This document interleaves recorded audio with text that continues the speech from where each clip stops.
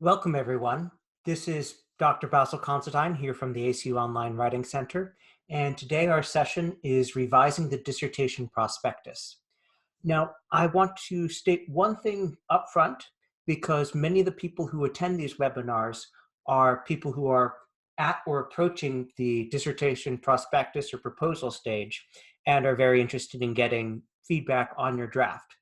If this description applies to you and you would like to share your draft today, you can send me an email and a private message letting me know that you sent me your draft, and I can use it as one of our examples, appropriately anonymized today.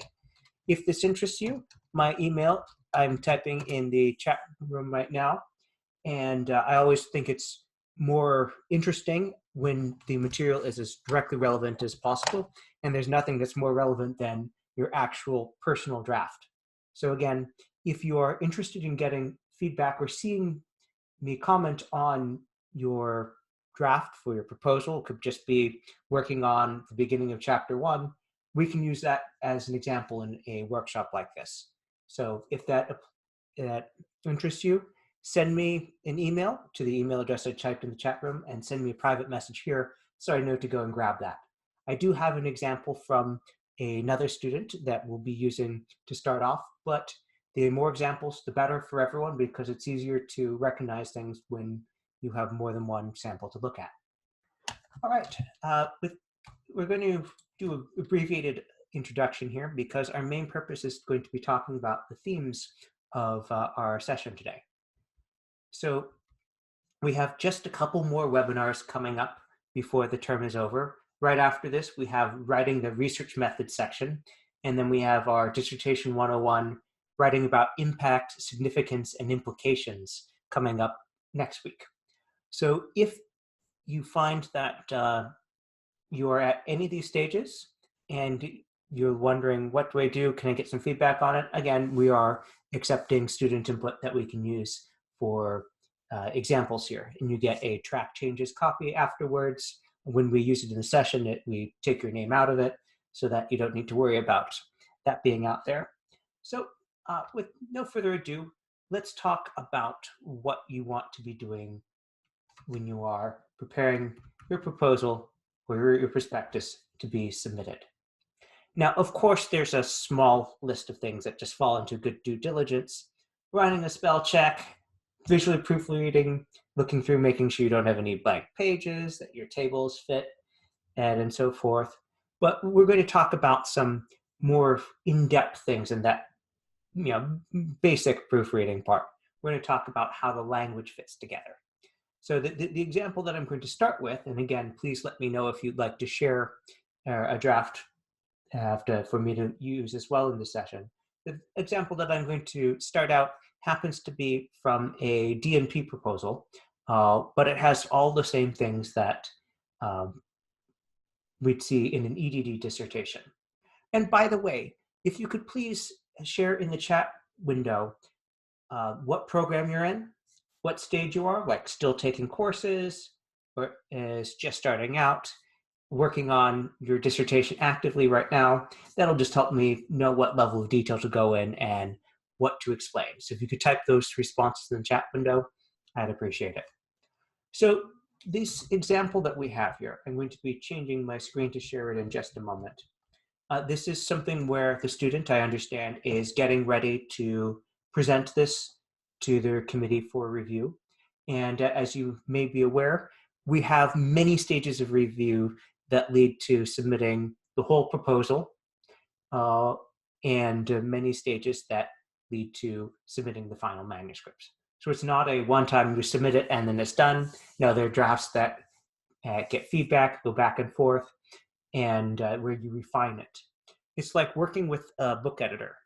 If you've sat in on my preparing a journal article for a publication session, you may be aware that I had a journal article published late last fall, and I looked back at my email, and we had more than 40 emails back and forth between my editor and myself. And all of these changes made it a superior document in the end. There are things where she asked for more documentation, there are things where she asked for more pictures, things where she asked if I could go into more detail, things where she pointed out, wait, are you sure that's what you meant? You said something different here. And that's one of the sorts of things that happen here. But it's also good to acknowledge that the process also involves refinement of what you're going to be doing. What your initial intention is to write may be very different from what you end up with. My doctoral dissertation that I started my PhD studies with, I was sure I was going to go to Rome and to Munich and to Paris, and I was going to be writing this wonderful dissertation involving 17th century Roman sacred opera written by a guy who became Pope. And I thought this was great. I was doing lots of research, and then someone came out and published a dissertation that was very close to what I planned to do.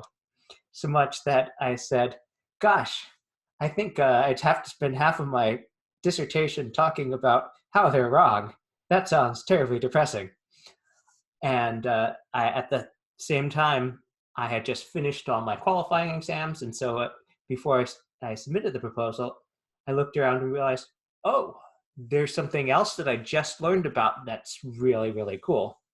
And to make a long story short, I ended up moving to a tropical island in the southern Indian Ocean and writing a dissertation involving sea pirates, opera singers, priests, slaves, and how these all intersected. At least a couple of these had affairs with the others. So it was lots of fun. Got to live in the tropics, lived in Paris for a bit and in London for a bit while I was doing more research there. And that was great. Now, I was pretty sure for the first 3 years of my doctoral studies that I was going to be doing the sacred opera thing. And then something came up and there was more money available there and said, all right. So as you work on your own process, if you're in the EdD program and you're working with a school, there might be a change of administration and they say, well, we'd rather not give you that level of access that we said. Or you might have a change that says, why, yes, you can have this. And would you like that as well? One of my students got promoted to superintendent of the district. And then the institutional review board for the district started giving him all sorts of access to things. And it went through the official process, but it was definitely something where he was able to do things that he didn't have access to already. Now, he had to write a very long section in his IRB application that I worked with him on, explaining how he would take steps to make sure that people would not feel that he was forcing them to participate in his research as a superintendent. But it all worked out for the best. There was a question in the chat room that someone asked about, did I have to travel to do your research? No, I didn't.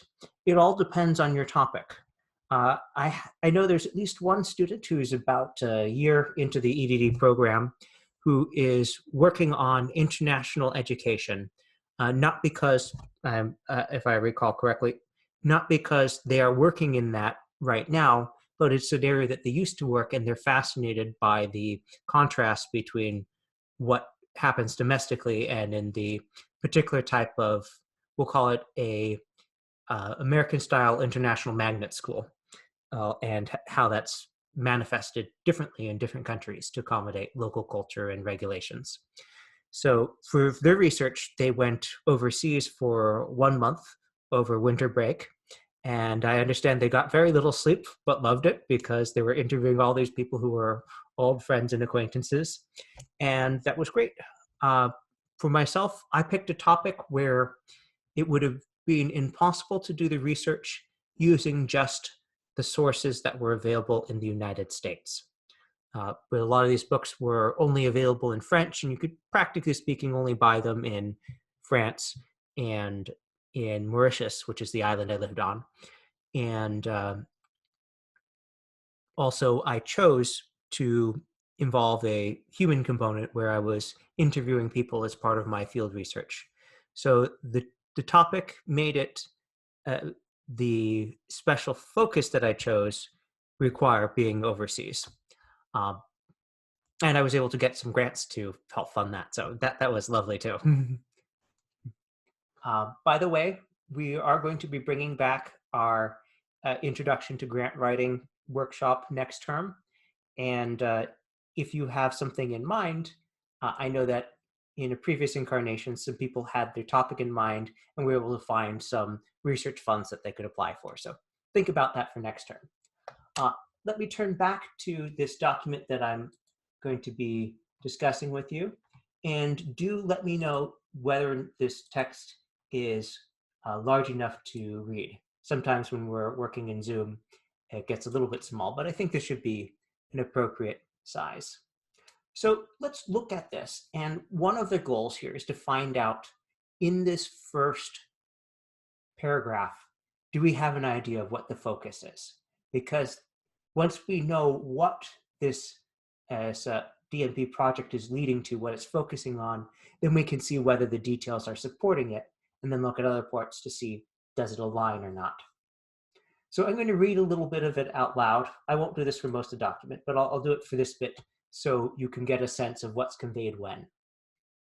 3 decades ago, the Mason's 1990 study introduced soft skills to the field of education.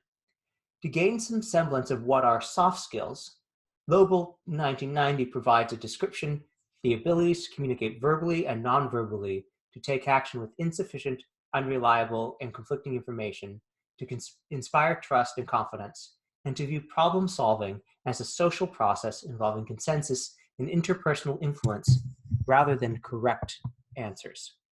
Decades later, soft skills research shows university leaders nationwide have been slow to add elements of training to raise levels of student success. Subsequently, recent case studies document how soft skills may remove or lessen academic obstacles facing students in the higher education learning environment. Reasons for researching soft skill development among university students occurs in several studies showing beneficial results. 3 examples of soft skills are student adaptability, student time management, and student work ethic. According to the research of Murray et al., a connection exists between the academic struggles of higher education students lacking soft skill development and the gap in the literature for instruments to measure learner achievement. The context of this research will delve into the relationship between past and present literature concerning soft skill development in higher education. Okay, so at this point, I think we get an idea that this manuscript is going to be delving into soft skills. Where exactly it's going with that, I'm not sure, but we're just in the background here. So for these next paragraphs, I'm going to gloss through this and point out some things that it does. This sentence here specifies the geographic context, which is to say they have a study site that they've analyzed. And oh, I'm sorry, I seem to have confused my examples. I thought I was going to be using a DMP project. This is a EdD one, so much the better. All right, so we have a discussion of soft skills here, a little more background, identifying the researcher's entry point, and then talking about how there's some things going on at the university. So that's all background. And the way this is structured, it's leading to this statement of the problem here. So let's see what's described here. Say the US has a commitment to universities improving. Here are some issues at universities. A specific problem is that the leaders are,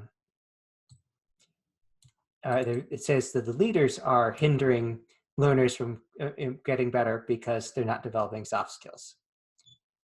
And then we have a statement of purpose here. So the purpose of this research will be to analyze what cause and effect the underdevelopment of soft skills among these students influences academic failure. Okay, so we have a couple things, and I'm going to draw your attention to some other bits that help us get a good bird's eye view of this. First of all, I'm going to go to the View tab up here, and I'm going to turn on the navigation pane. And over here, this option here lets me see any headings that are being used. Now, you'll notice that there aren't any showing up. So that tells me that this student doesn't appear to be using our APA dissertation template that I developed at ACU.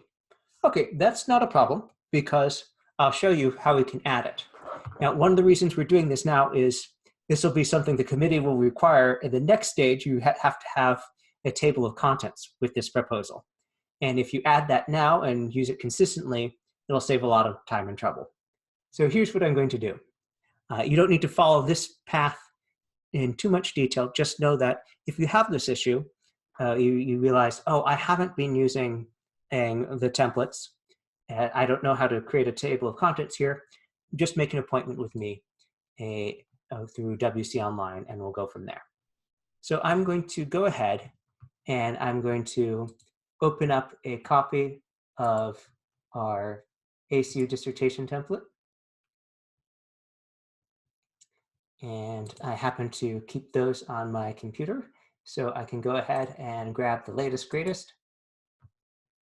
And I'm going to copy all of these styles into the document.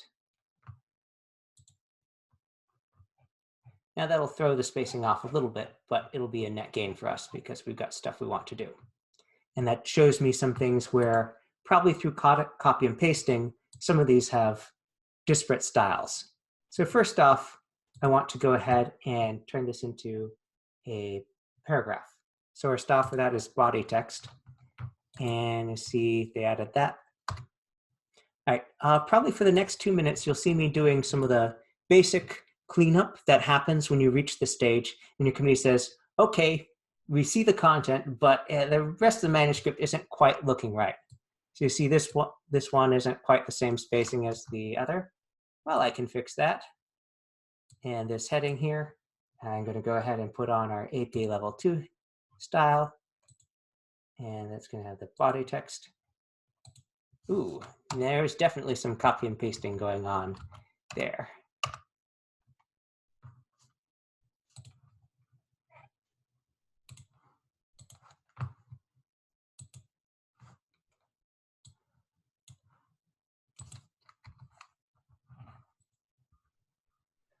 If you're wondering how this happens, it usually happens because you've got chunks of text that you've been communicating with your professor with via email. And as you paste it into this document, it might not immediately look off, but it'll eventually get you when there are other things that involve the spacing. So let me put this in. Right, this is a slight diversion, but it's just one of those things that really has to be done. So we'll take care of it now. We also want to see exactly how much space this is going to take up.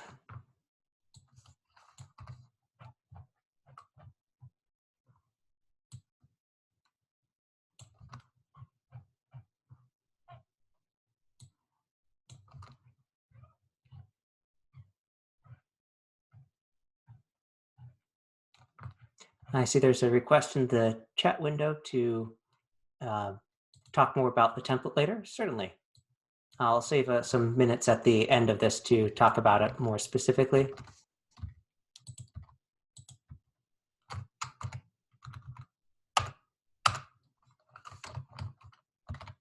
Yeah, definitely some copy and paste stuff going on here.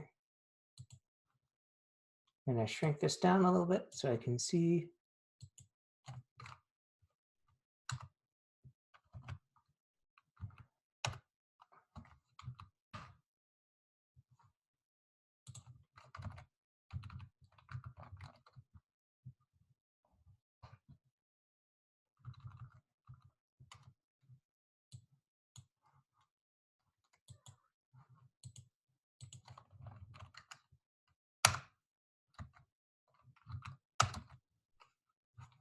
All right. Take just another minute to fix this, and then we will dive in.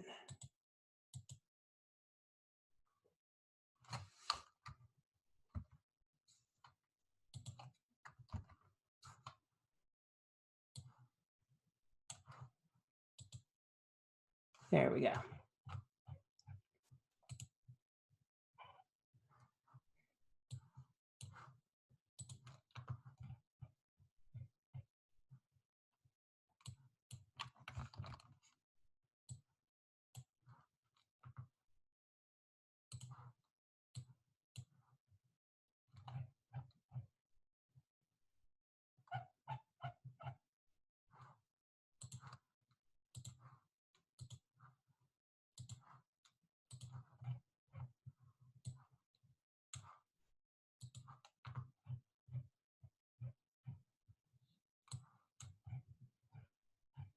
Now, one of the things that this shows me is that we've got some very long paragraphs in here that we will definitely want to make sure get addressed.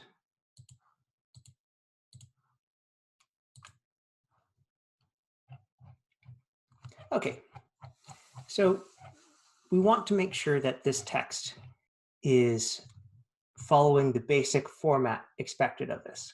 So we've got into this styles thing by starting to looking at the navigation pane. And as you can see, now that I have added some of these styles in, we're seeing an outline emerging here of the different sections involved here. So as I add one of these styles here, you'll see that it appears in the menu. Now that won't get everything because the APA level 3 headings are not supposed to show up in your table of contents, but it will get most of these things.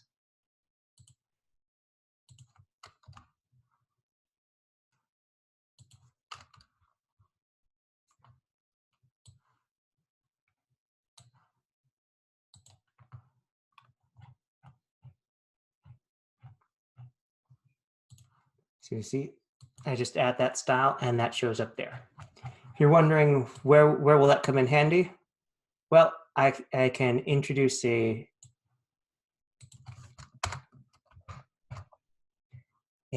table of contents here. I go to References, Table of Contents, and I just add from the template. Now, if you're using our dissertation proposal, it'll look more or less like this, although there are a couple more style things I need to fix to get that to align there. That's easy enough to do in a one-on-one meeting with me. All right, so we have this background saying, all right, here's an issue. And there's a lot of talking about these soft skills, but there's a little bit less of talking about this specific problem here, which is soft skills and academic failure. So let's look at whose soft skills is being referred to here. Many universities lack student soft skills development, and by not developing soft skills, okay, so let's clarify this here, includes hindering learners,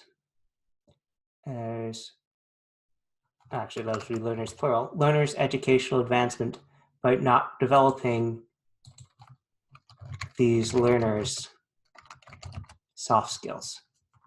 So if the focus as laid out here, the purpose is that this should be specifically involving the soft skills of a learner, we just want to make sure that this statement of the problem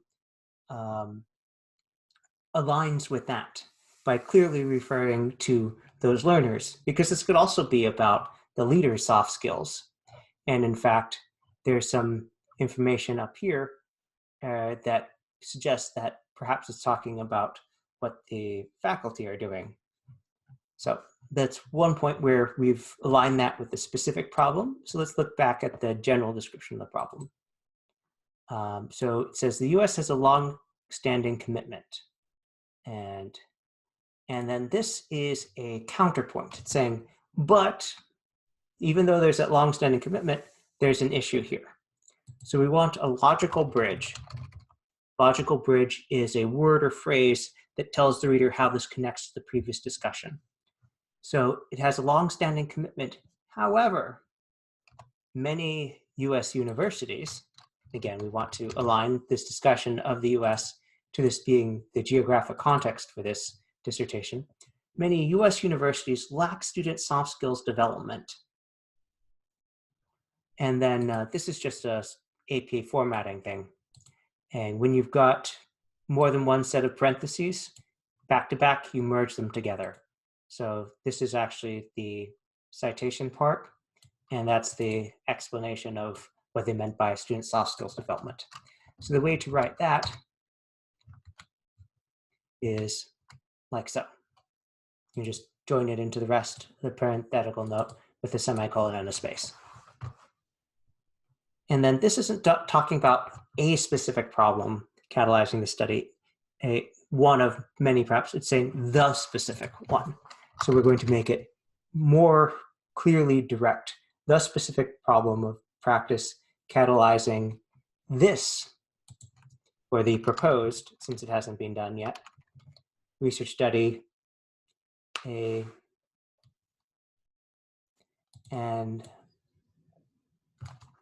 is not so much concerning the academic leaders. It consists of the academic leaders of CBU hindering these learners' educational advancement by not developing these soft skills.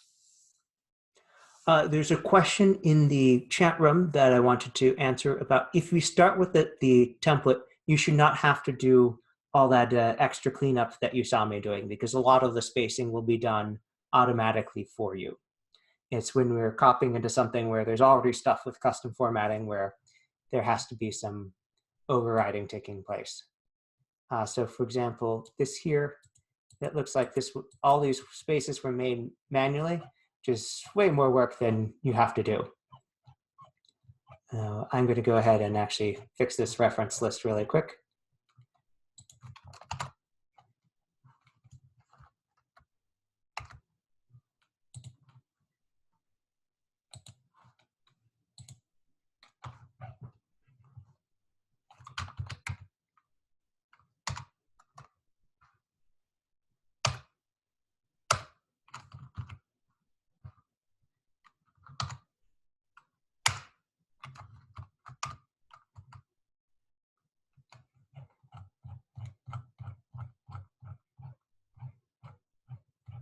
A lot of the stuff comes from copy and pasting issues.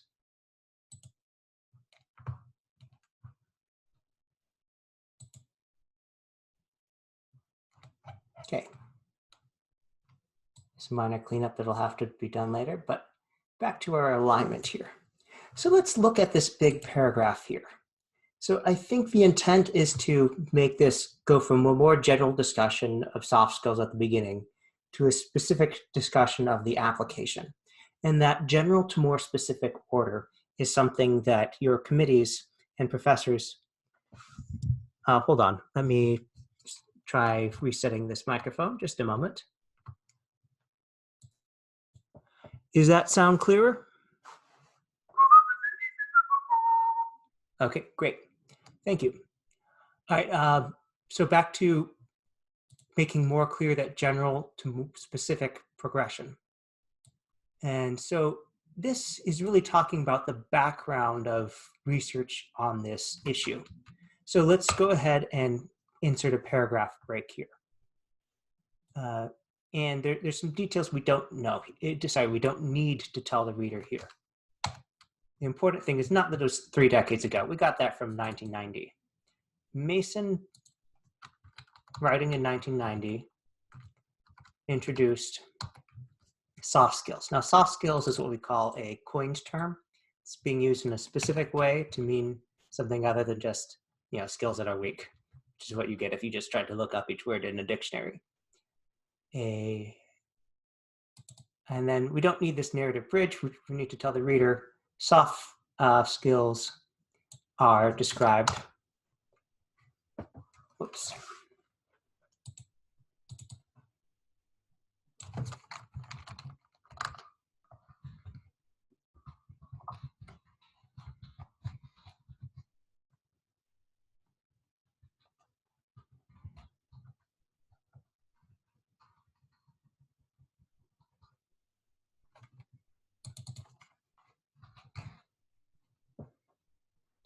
Okay. So these sound like things that might be handy. But again, we've got that contrast of however or but, despite that good thing, something's not working. And if you're wondering why I'm being picky about this, it's because we need to clarify to the reader what aspect of this is being investigated.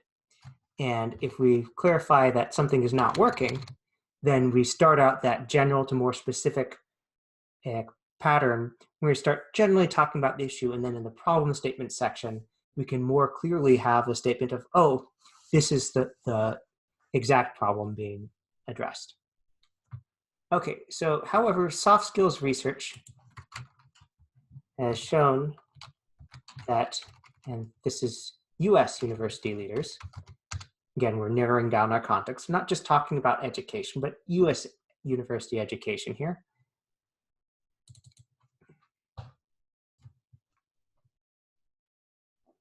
Okay. And then subsequently, I'm not sure that that follows logically from that, but we'll come back to that if we have time. All right. Now this sentence here, this is actually out of order because here we say, oh, soft skills were introduced here. Here's what they are. And then this is the sentence that says, oh, soft skills are good things. So we're going to put that up here. And we're going to get rid of that reasons for researching because that looks like a sentence that was written for an earlier assignment. Soft skill development among university.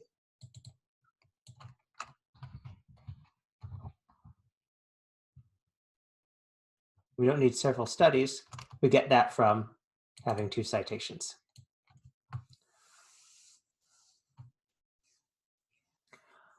There's a question that's related to what I'm talking about that I'll take now is why do we have to do a concept proposal? So you probably heard the expression Rome wasn't built in a day, and a EdD or DNP or PhD dissertation isn't written in a day either.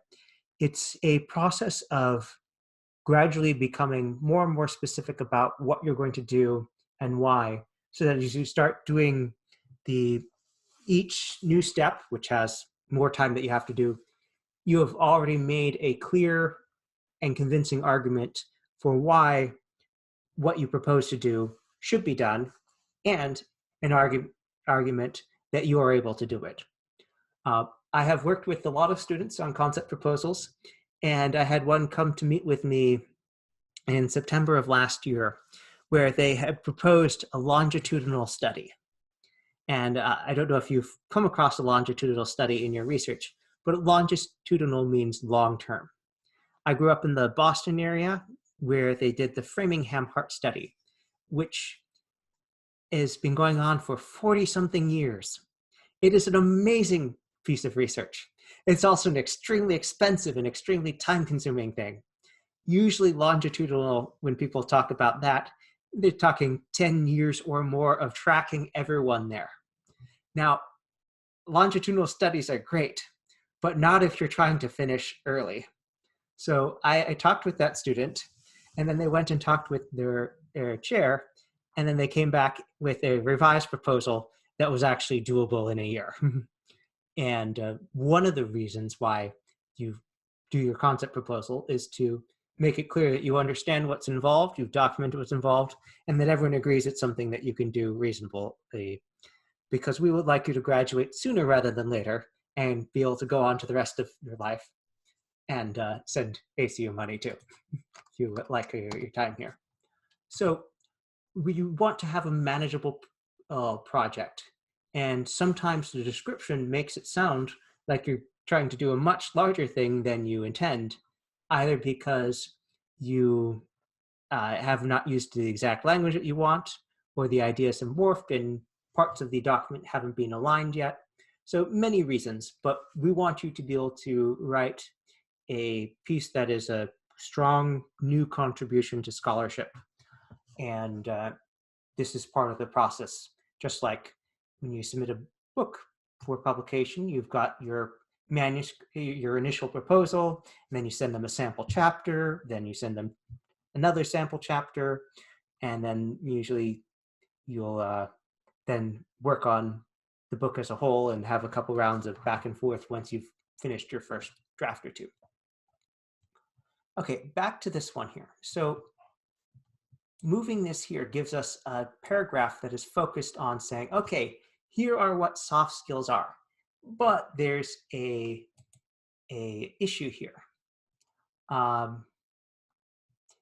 So if we look at this now, we see, oh, this sentence too, the fact that it's recent, that's expressed in the citations.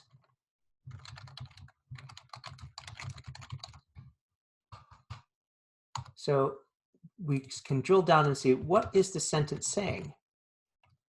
And thus we see, after removing those extraneous things, oh, this is actually more stuff about how soft skill development has beneficial results. So we can now move that one up here and see, we've got a paragraph that starts with, here's what soft skills are. Soft skills are great. However, they're not being used a lot at US universities. And if we end this paragraph on this sentence about the lack of use at US university leaders, that tells our reader that's something important. That's probably something we're coming back to. And once that's established, we can now look and see, all right, so do we need to step back and go into more detail? Or do we want to get even more specific? So let's look at what these two paragraphs say. This says, okay, 3 soft skills were selected for the study. And there's a connection between this and this research will do it. So 2 of these sentences are about what's proposed to do in the study. And then this one is about the implications of not having soft skill development. So let's look at how this fits in the paragraph above. So take this, we can move this up here and follow up on this. However, it's not being used, and say, all right, this information here, we want the reader to focus on the point being made. So let's move that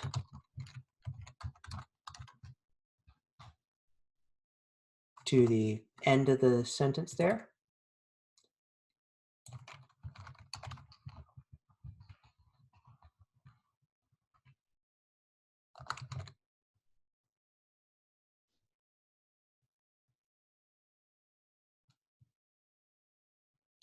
Now, this part, I'm not really sure what they're mentioning here. And the gap in the literature for instruments to measure learning achievement. So we have what are essentially 2 pieces here.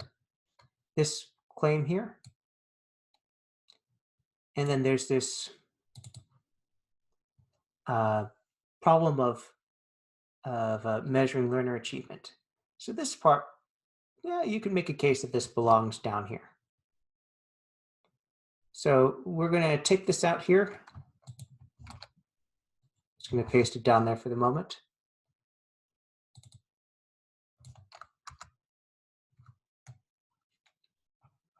And let's look at this one here. So this part here is talking about the proposed research site. And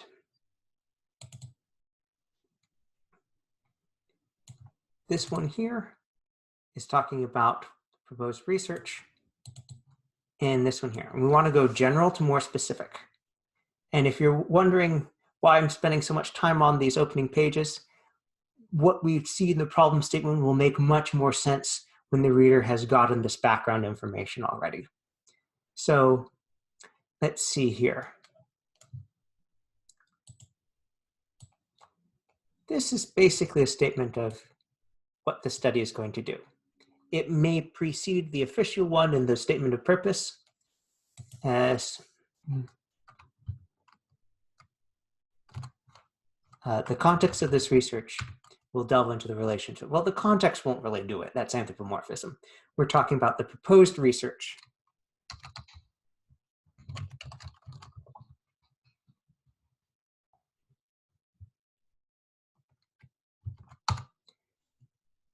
Between past and present literature concerning soft skill development in higher education.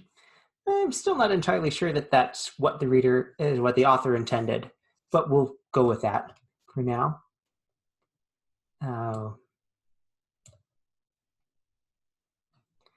And take this, move this in here.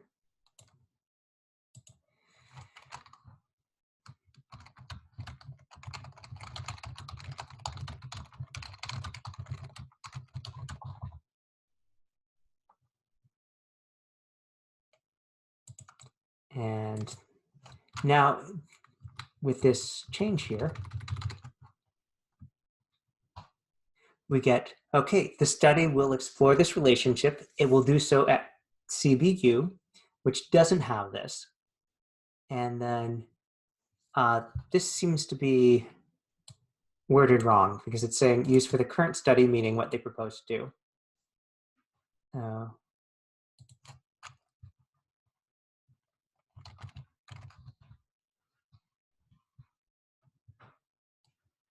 So it's, the citation is a little bit misleadingly worded.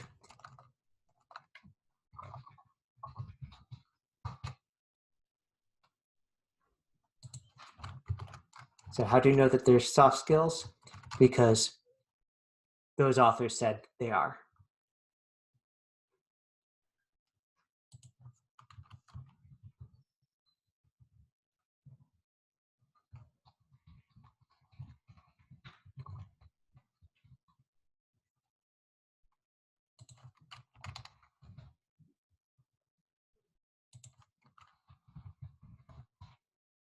Okay, so now that we've sorted that out, we have, as part of our introduction, we've got, okay, here's soft skills.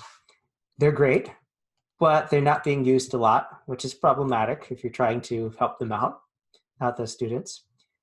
The proposed research will do this thing, do it in this place because it doesn't have it, and it'll specifically focus on these things. And then one of the goals is to address a gap in the literature that's been observed. Now, once that's been said, it would make complete sense to go into more details about CBU's specific situation, because now the reader understands that's the research site and they understand what kinds of things you want to do there. And this is talking about the researcher's expertise with this.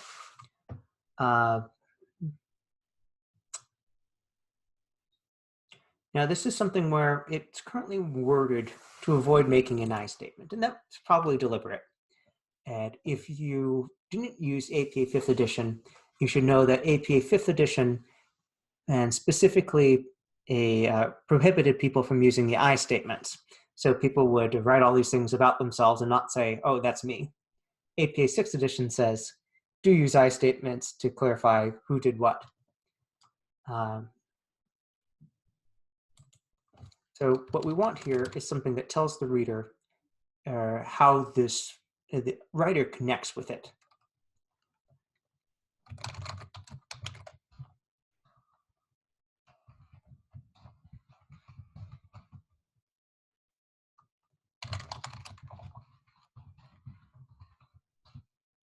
So if we start saying, oh, I have experience there, and then the as an instructor remark makes perfect sense because it's saying, oh, here's the kind of experience that I have here. We could go into some of these sentences in more detail, but we're going to go ahead and go down now to the statement of the problem here, because these two things are really some of the most key things in the dissertation, followed by the main research question. And so we have, okay, this thing is happening. However, there is this problem here.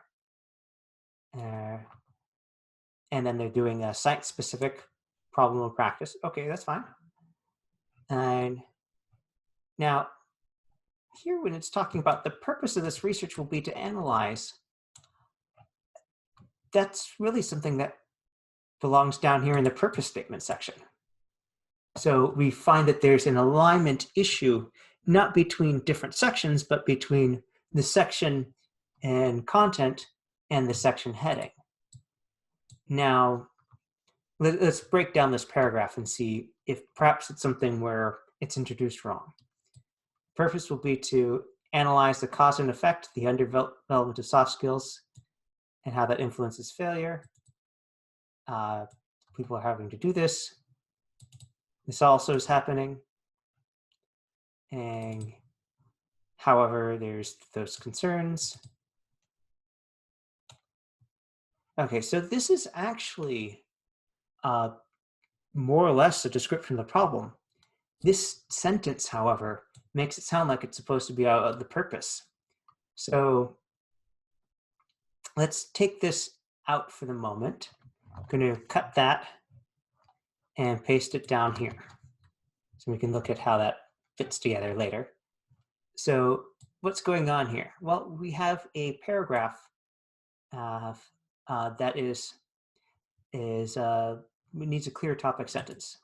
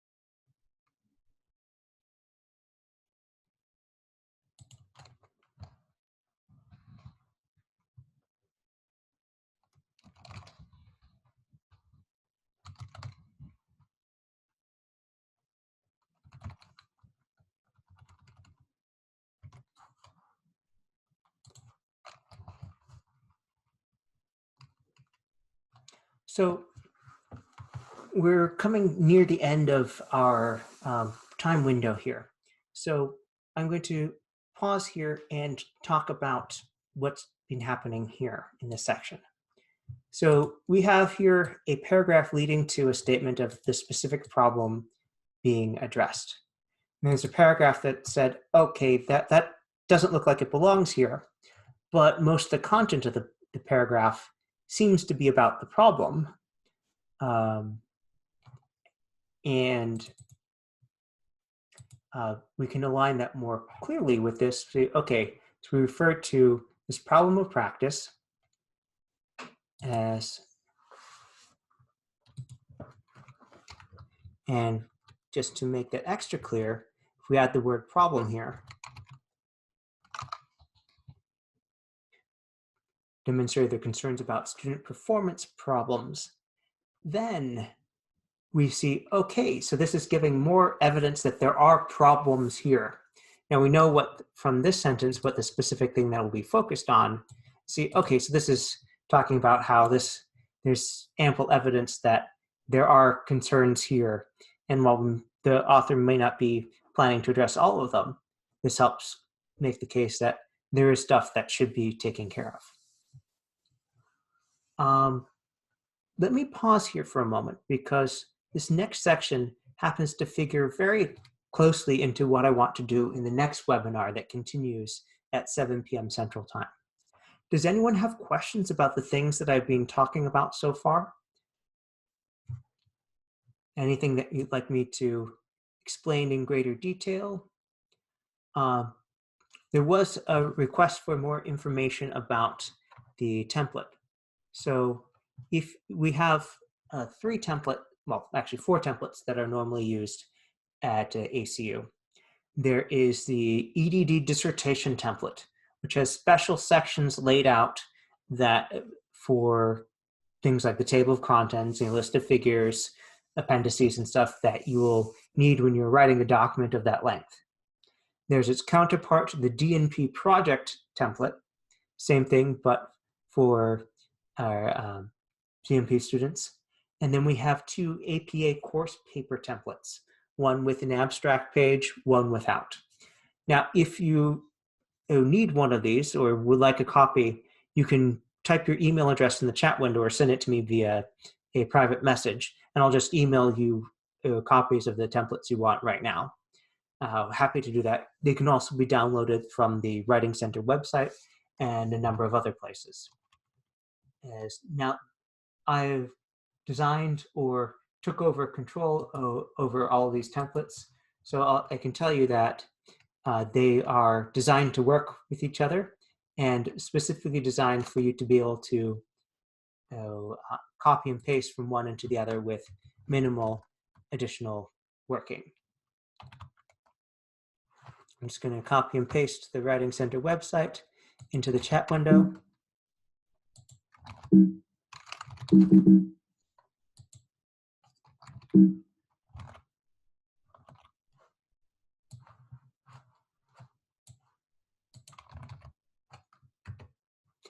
And if you have problems using the templates, again, because I maintain them, you are welcome and encouraged to make an appointment with me. It doesn't have to be real time. Often people have a specific question like, why can't I get this to look right? You want to use these templates in Microsoft Word.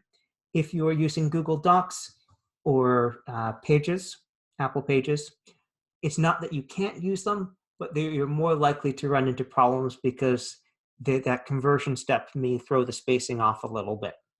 And we always support the recent version of Microsoft Word.